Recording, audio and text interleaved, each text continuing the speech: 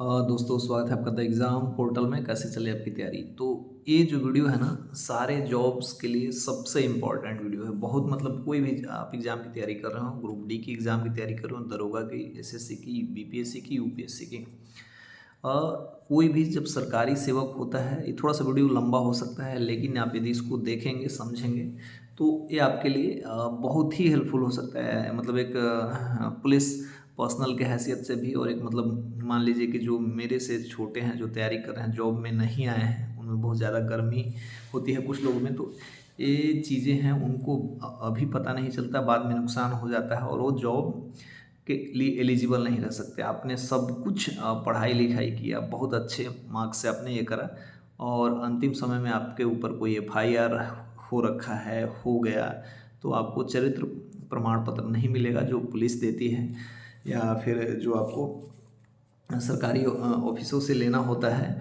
जिसमें आपको ये देखना हो, हम लोग देखते हैं कि उनके ऊपर उनका कैरेक्टर कैसा है, कोई केस या एफआईआर हुआ है कि नहीं। और यदि आप इसमें फेल हो जाते हैं तो दो मोर्चे पे आपकी समस्या उत्पन्न होती है, जो कि आपको लाइफ टाइम परेशान करती है। पहला तो है कि आपको सरकारी नौकरी नहीं मिलेगा यदि आपके ऊपर कोई एफआईआर हो जाता है। इसके डिटेल के बारे में अभी मैं बताऊंगा। और दूसरा, आपके ऊपर यदि कोई केस है तो आपका पासपोर्ट भी नहीं बनेगा, आप बाहर नहीं जा सकते, मतलब बाहर के जॉब अपॉर्चुनिटी को आप अवेल नहीं कर सकते। ठीक है। तो मैंने इसको बड़ा सीक्वेंस में बना के रखा है, मैं आपको समझाऊंगा। इस वीडियो को देखेंगे तो आपको समझ में आ जाएगा कि पहली बात है कि यदि आपको नौकरी लेना है तो जवान, हाथ पैर और एंगर को संभाल के रखना है। कितनी भी बड़ी नौकरी हो, चरित्र प्रमाण पत्र नहीं बनेगा तो आप किसी भी लायक नहीं रहेंगे, नौकरी नहीं कर पाएंगे, पढ़ाई का फिर फायदा नहीं होगा। और बिहार में सरकारी नौकरी का एक अलग ही क्रेज है, आप लोग सभी जानते हैं। ठीक है। तो इस चीज़ का ध्यान रखना है। अब देखिए कौन कौन से चीज़ों में जो आज के युवा हैं, चाहे जो लड़के हैं, जो पढ़ने वाले हैं, वो फंस जाते हैं। सबसे पहले लड़का लड़की का मैटर होता है, उसमें सिंपल भी कोई छोटा सा केस हो गया तो आपके कैरेक्टर पे कैरेक्टर एसिसिनेशन हो जाएगा, तो आपको जॉब नहीं मिलेगा। अब परिवार है, गोतिया है, ये भी बहुत कॉमन बात है। कोई आगे बढ़ते हुए नहीं देखना चाहता तो भी केस कर देते हैं अपने परिवार मतलब गोतिया वगैरह, पड़ोसी। अब बिहार में जॉब के लिए है तो दारू वगैरह का सीन है, ये बाकी के स्टेट में नहीं है लेकिन बिहार में है। तो इस चीज़ का सबसे जो ज़्यादा छात्रों को जॉब से ये करता है वो है भीड़ जुलूस।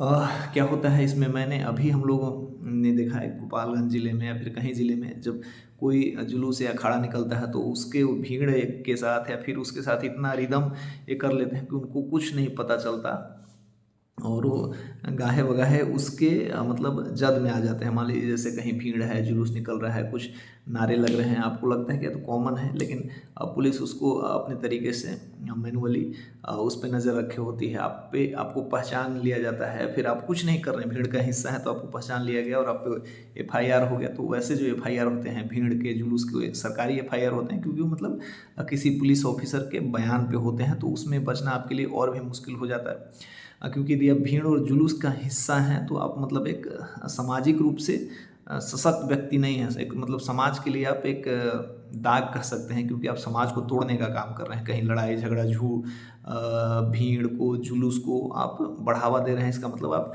एक सामाजिक व्यक्ति नहीं हो सकते कानून के हिसाब से, तो आपको नौकरी नहीं मिलेगी। तो इस चीज़ का जो देखते हैं अभी, जहाँ जहाँ ये निकल रहा है, जुलूस निकल रहा है, ठीक है। इंजॉयमेंट करने के बहुत सारे तरीके हैं, चूँकि अब पहले जैसा समाज नहीं रहा, अब इतना सब कुछ सेंसिटिव हो गया है कि कोई भी पर्व फेस्टिवल हो तो पुलिस वालों का मतलब सामत आ जाता है कि भाई उस उधर से कुछ ना हो जाए, उधर से कुछ ना हो जाए। आप लोगों को नहीं लगता, उस टाइम तो जोश जोश में सब कुछ हो जाता है, लेकिन जब आपके ऊपर एफआईआर हो गया, कोई केस होगा, तो आपको कोई भी नहीं बचाने आएगा जो आपको संरक्षण देता है। तो चलिए, जो नॉर्मल लोग हैं उनके ऊपर छोटा मोटा हो जाता है तो उनको तो कुछ करना नहीं, लेकिन जो छात्र हैं खास करके, जिन्होंने माँ बाप के पैसे से पटना में, दिल्ली में रह के पढ़ाई की है, और फेस्टिवल में घर जाते हैं, जोश जोश में हीरो बन जाते हैं, फिर उनके ऊपर एक छोटा सा केस हो जाता है, फिर सब कुछ गुड़ गोबर हो जाता है, बराबर हो जाता है। पहले नौकरी लीजिए, नौकरी के मर्म को समझिए, फिर छोटी मोटी चलिए केस और ये सब फौजदारी होते रहता है, लेकिन ऐसा ये नहीं बनना है कि पहले ही 50 केस करा लें और नौकरी से दूर हो जाएं, पढ़ाई लिखाई का सब कुछ खत्म हो जाए। ठीक है। तो सबसे पहला सजेशन यही है, जो छात्र हैं नहीं मानने को तो नहीं मानेंगे, लेकिन मैं मतलब ये कि किसी भीड़ का हिस्सा मत बनिए। मतलब ऐसे भीड़ का हिस्सा मत बनिए जो बहुत उग्र हो, जिससे कि मतलब कुछ तोड़ फोड़ की ये आ रही हो कि इससे तोड़ फोड़ होगा, या फिर मतलब कोई जो प्रतिबंध है 144 या फिर डीजे वगैरह बजाने पे, तो इस चीज़ में भी आप हिस्सा मत बनिए। आप अपने तरीके से एंजॉय कर सकते हैं, बहुत सारे तरीके हैं आपके टाइम में, तो लोग बहुत तरीके से कर सकते हैं, ठीक है। जब आपका अच्छा समय आएगा तो आप केस को भी सह सकते हैं, केस सहने का भी समय आएगा। इसलिए छात्र जीवन में संयमित होकर रहना है, हाथ पैर और जबान को लगाम दे के रखना है, ठीक है। जैसे मैंने सबसे ज़्यादा इसीलिए किया है कि छात्र ही फंसते हैं, लड़का लड़की का केस तो हो ही गया, भूतिया परिवार हो गया, और जुलूस और भीड़, ठीक है। और एक ये जो आपको केस होगा ये आपको बाहर कर देगा, ठीक है। अब देखिए 2 टाइप के केस होते हैं। केस हमारे यहाँ जो मतलब हम लोग रजिस्टर्ड करते हैं, जो होता है जिसमें हम लोग काम करते हैं, मैं आपको भी समझ में नहीं आएगा, बट मैं एक सिंपल लेमैन लैंग्वेज में आपको समझाता हूँ। एक नॉन एसआर केस होता है और एक एसआर केस होता है। एसआर केस का मतलब होता है जिसकी प्रकृति बहुत जघन्य हो, जैसे रेप हो गया, लूट कांड हो गया, हत्या, और इस टाइप के जो सारे केस हैं वो एसआर केस, मतलब बहुत ज़्यादा इनकी प्रकृति, इनका नेचर टफ होता है, मतलब हार्डकोर क्रिमिनल के काम है इसमें। और भी कुछ सरकारी केसेज होते हैं जो बहुत सिंपल नेचर के होते हैं, बट मोटा मोटी आपको इतना समझना है। नॉन एसआर केसेज क्या हैं, छोटे छोटे केस हैं जिसमें मारपीट हो गया, कुछ ज़मीन का विवाद हो गया, लड़ाई हो गया, धक्का लग गया, इस टाइप के केस नॉन एसआर, मतलब ये थोड़े से इनका भी नेचर टफ होता है। ये एसआर नॉन एसआर केस जो है पीरियड पे भी, सजा के पीरियड पे भी डिपेंड करते हैं, लेकिन आपको उतना नहीं जानना, आपको समझना है। तो ये केसेस आसान प्रवृत्ति के होते हैं, ठीक है। तो जो मान लीजिए एक बंदा है जो पढ़ाई लिखाई कर रहा हो, तो कभी मतलब रेप, हत्या, मर्डर, इन सब चीज़ों में, लूट डकैती में तो नहीं रहेगा। यदि ऐसे में रहता है तो वो छात्र नहीं है। तो इन सब छात्रों के बारे में सोचना, ये कर देना है कि वो ऐसे करके केस से आए हैं, उनका फिर कैरेक्टर बन जाएगा, जॉब ले लेंगे, तो ये नेक्स्ट टू इम्पॉसिबल है, ऐसा नहीं होता। हाँ, ये पहली बात हो गई। नॉन एसआर केसेज में होते हैं कि देखिए छोटे मोटे मार कभी गुस्से में हो जाता है, मैं मान सकता हूँ, कभी कभार ऐसा होता है, गोतिया पड़ोसी, ज़मीन और ये सब को लेके या कुछ झूठा मूठा, तो इन सब केसेस में एक अपॉर्चुनिटी होती है कि भाई छोटा सा ही हुआ है, कुछ हुआ है, ऐसे लड़ाई झगड़ा हो गया है, इसमें थोड़े से चांसेस बनते हैं। देखिए अब इसमें क्या होता है कि जब आपके ऊपर केस हो जा रहा है तो 2 चीज़ हैं। एसआर केस में कुछ होता है कि मर्डर वगैरह या कुछ ऐसे में किसी का नाम गलती से दे दिया जाता है। 2 टाइप, एक हुए पहले तो आप उसमें इन्वॉल्व हैं, और दूसरा है कि आपको उस विवाद में गलती से फंसा दिया गया है।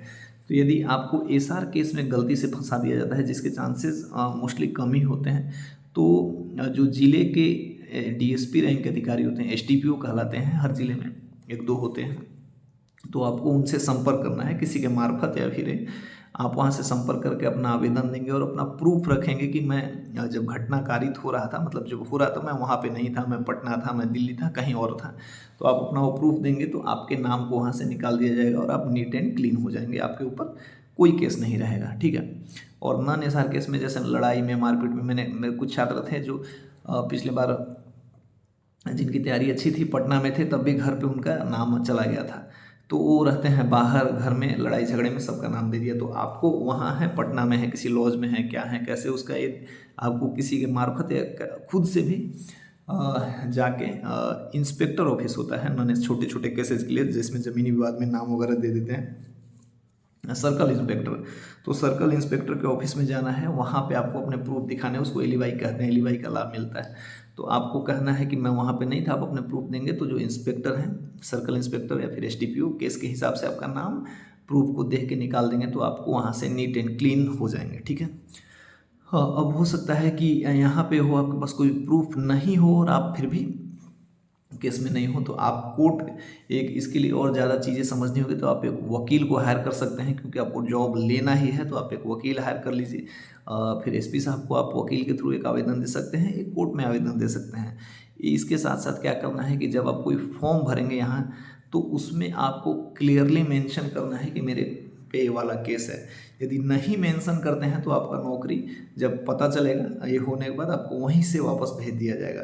लेकिन पता चलता है कि आपके पास केस है और आपने मेंशन किया है, तो कोई भी अपराधी तब तक अपराधी नहीं होता जब तक कि कोर्ट में सिद्ध नहीं होता, और आप अपराधी नहीं हैं तो ट्रायल लंबे समय तक चलता है।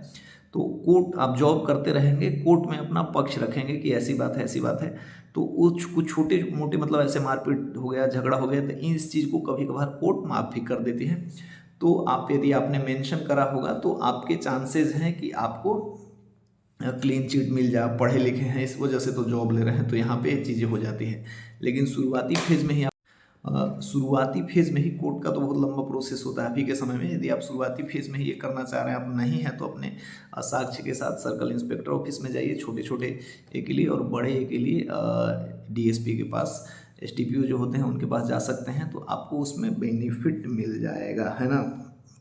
जॉब में आप हैं, यदि आपने कुछ करा है, आपने कभी गलती से ऐसा कुछ कर लिया, तो आप जॉब करते समय उसमें सही विवरणी भर देना है, तो आपको उससे फ़ायदा होगा। हो सकता है कोर्ट में वो केस जाते ही आपको कुछ उसका बेनिफिट मिल जाए। ये चीज़ें हो गई है सामान्य इन चीज़ों पर ध्यान रखना है। सबसे छात्रों को अपने किसी भी पे ध्यान रखना। आजकल लड़के लड़कियों के केस में ऐसा होता है कि अगर एक छोटा सा भी आपके ऊपर एफआईआर हो गया, तो आपका कैरेक्टर ये सब नहीं बनेगा। भले झूठा हो सही हो, तो थोड़ा सा संभल के चलना है। बाकी तो जीत तो हमेशा सत्य की होती है, अब इतना भी नहीं होना है। लेकिन भीड़ में जुलूस, डीजे, दंगा फसाद, इन सब वाले चीज़ों से दूर रहना है। ज़्यादा अति उत्साही नहीं बनना है।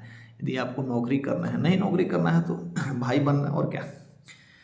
इस चीज़ के लिए आपको ये होना है कि आपको क्या चाहिए। यदि आप एक सरकारी सेवक बनना चाहते हैं, तो इन सब चीज़ों से दूर रहिए, पढ़ाई कीजिए, रिजल्ट लीजिए, डिपार्टमेंट में आइए, फिर देखिए आपका क्या रोल रहेगा। ये मैंने पूरा कॉन्सेप्ट समझा दिया है। यदि आपके भी कोई कमेंट होंगे तो यहाँ पे ड्रॉप कर दीजिएगा। फ़ोन पे सब मतलब पर्सनली बताने से कोई ये नहीं होता, मैं कितनों को जवाब दूंगा। मुझे खुद बहुत आइडिया नहीं है, लेकिन जो मोटा मोटी आइडिया है मैंने देखे हैं, मैंने आपको बता दिए।